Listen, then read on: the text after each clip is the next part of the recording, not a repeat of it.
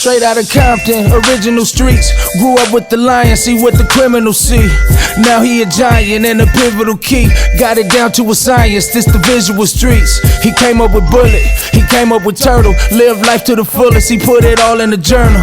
We dodging them bullets, we jumping them hurdles. It's the Hood Postman, we in the streets universal. Hood Postman, Professor Ballgame. This is not a glorification or a glamorization. This is an education.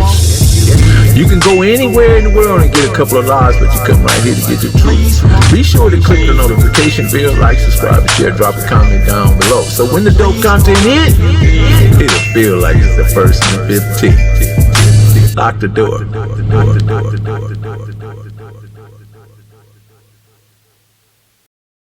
Ballgame, I've been asking this question as of lately. Do you feel like prison messed up the streets? Yeah, prison messed up the streets. I was thinking about it in the sense that so many brothers that went to the prison, and some of those ideologies and some of the things that was educated in the prison came back to the streets. But was it good or bad? I don't know. I think there's a 50-50 with that, because you got a lot of brothers that went to prison and learned their lesson. You got a lot of brothers that went to prison, got educated, got their degrees. You got a lot of brothers that went to prison, came out, got their CDLs. You got a lot of brothers that went to prison, came out of prison and start being responsible fathers, start taking care of their kids, their daughters, their families. I think that prison did good for some, and then you got the other 50 where prison probably just messed them up mentally. You got some brothers that came out even more dangerous, than before when they went in. You know what I mean? And I think that's a demographic that we have to be concerned about and deal with. So that's a 50-50, Melly. That's hard to answer. You dig what I'm saying? What do you think would take to bring our communities together across the board? It don't matter what you claim, how big, little, small, none of that. But what would be something that could just bring us all together? We got to figure out what our belief systems are. You know what I'm saying, and how they come in tandem with one another. That's what I think. It's black people. We are we're very convicted in our belief systems and how we feel about certain situations and certain things.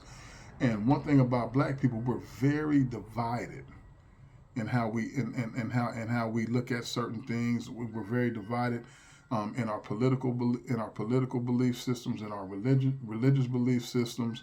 We're very divided in how we come together as entrepreneurs, and how we get money, spend money, save money, get money. That's another question that we've been trying to answer all our lives. You know what I'm saying? Some of the greatest thinkers have told us what it's going to take for us to get together to become a cohesive community, but we continue not to listen to these messages. We're not paying attention. You know what I'm saying? And for the most part, you got a lot of black people that like to move to their own beat, man. And until we, like you said it best, Melly, shit, the only thing we can do in tandem from what I've seen is do the electric slide at weddings. If we can do the electric slide, you understand what I'm saying, in our thinking and in reference to coming together and saying, okay, I just put something on Facebook the other day saying, hey, I got a land deal. How many people want to invest in this deal? You know what I'm saying? And I only got 4 people to respond to that. And 2 of them was just being nosy. Yeah, so you're right. We can do the electric slide really well together. But you know what I mean? But after then, I don't know what's left after then. Yeah, and you know what? But it's troublesome, it bothers me. It bothers me to the point to where I just done self-isolated myself. I still go out in my community. I do street patrols, and I try to talk to these youngsters and try to get them to lay down their arms. And I tell them all the time, hey, if you need a job, you can come holler at me. I can assist you with this. I can assist you with getting your driver's license.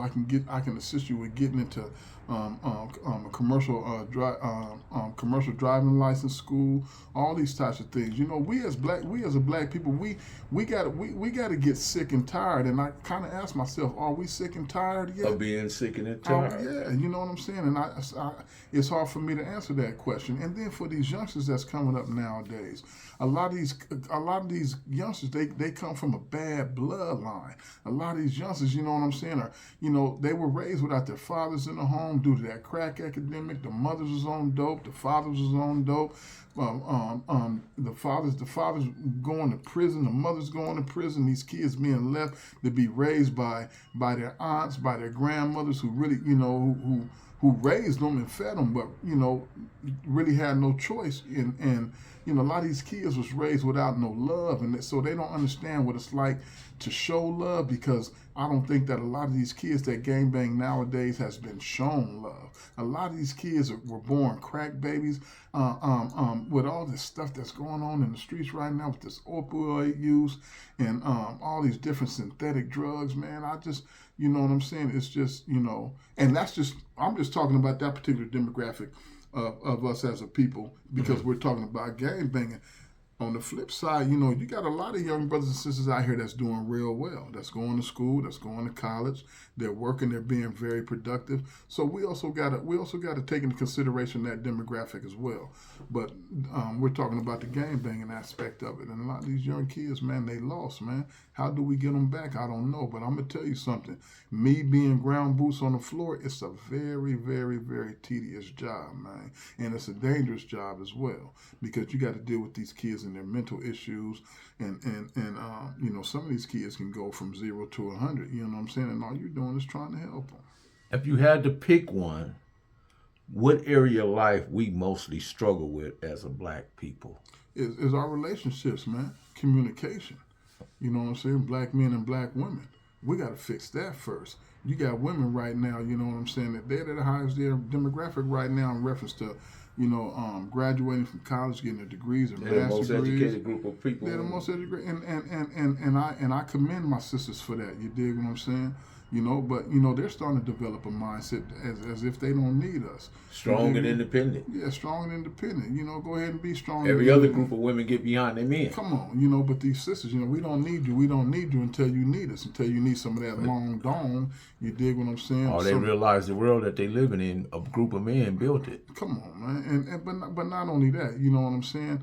They are the only group of women that don't stand by, like you said, that don't stand by us, man. And that's, how do we fix that? You know what I'm saying? We really got some effed up communication gaps when it comes to us, man.